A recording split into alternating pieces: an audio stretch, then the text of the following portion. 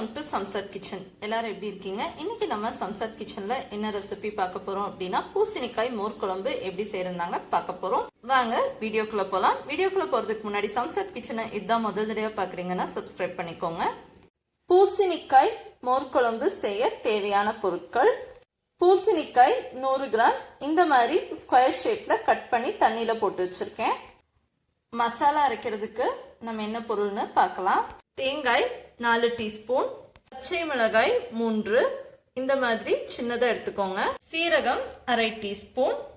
இந்த மூணையும் ஒன்னா சேர்த்து அரைச்சு எடுத்துப்போம். தேங்காய், சீரகம், பச்சை மிளகு மூணையும் கொஞ்சமா தண்ணி ஊத்தி இந்த பதத்துக்கு அரைச்சு எடுத்து வச்சுக்கோங்க.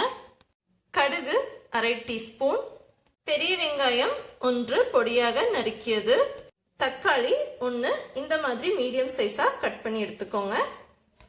தக்காளி போடுறது ஆப்ஷனல் தாங்க, ஆனா பூசணிக்காய் மோர் குழம்புக்கு இது சுவைய கூட்டும்.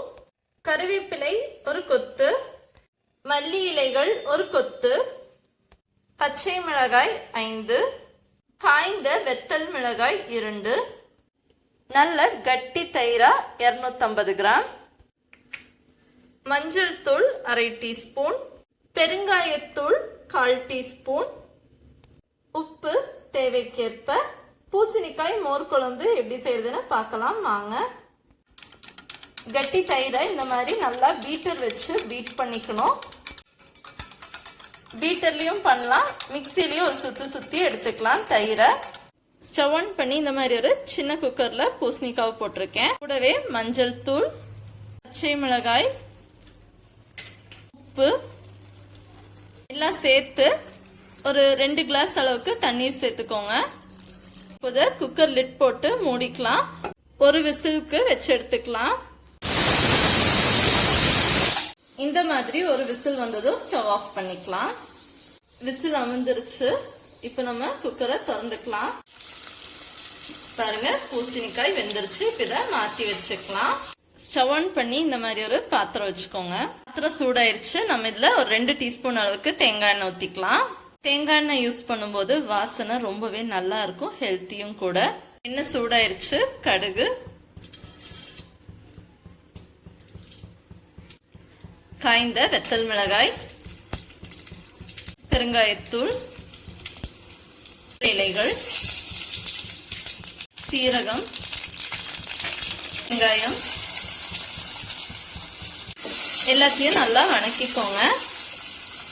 இந்த அளவுக்கு வெங்காயம் வணங்கினதுக்கு அப்புறமா தக்காளி நல்லா வதக்கிக்கோங்க.